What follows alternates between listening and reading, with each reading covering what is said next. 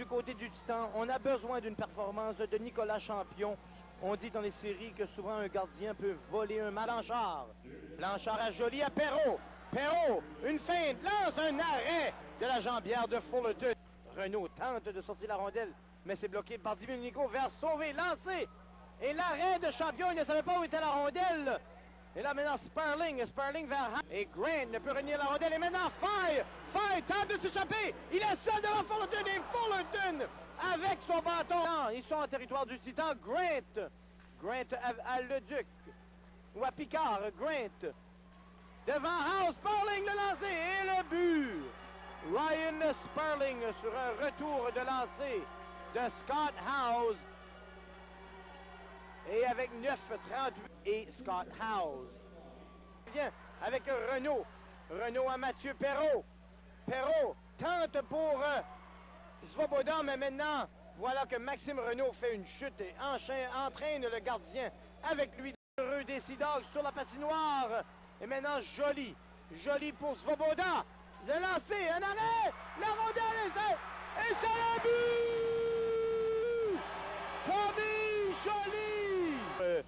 Le trio de Perrault qui a encore une fois réussi à s'inscrire au pointage en première période. Donc on reprend tous ces rebuts par Di Domenico. Un 2 contre 1. Di Domenico tente d'aller vers Picard, mais bloqué par Nicolas Champion qui aperçoit la coin. Toujours en position, une passe vers Blanchard. Un lancer de la bleue repris, le retour est massé. Manque de peu, Jézegou est massé. Et c'est réussi. Et maintenant Perrault. Perrault tente de s'échapper. Il est avec Svoboda. Perrault à Svoboda lancé. Et le but! Thomas Svoboda! Quel jeu encore une fois! Avantage numérique. 2-1 que Sling avait frappé vers la bande près du banc des Sea Dogs. Oh, et le but! Un lancer de David Stitch que Champion n'a jamais vu. Bataille pour la rondelle. Oh, belle passe à Kirkpatrick, mais la rondelle dévie à côté du filet. Grant, un lancer, un boulet, le retour et le but. François Gauthier était laissé à lui seul. Par Kirkpatrick.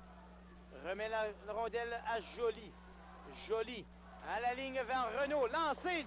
Oh, Joly revient. Et le but! Tommy Joly! Encore une fois avec le revers.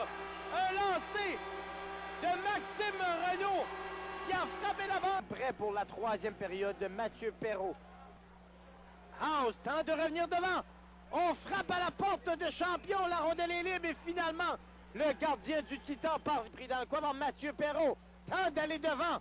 Il revient. Oh, c'est quasiment infiltré la rondelle. Il a vers massé vers T-Sync. T-Sync lance. On repris.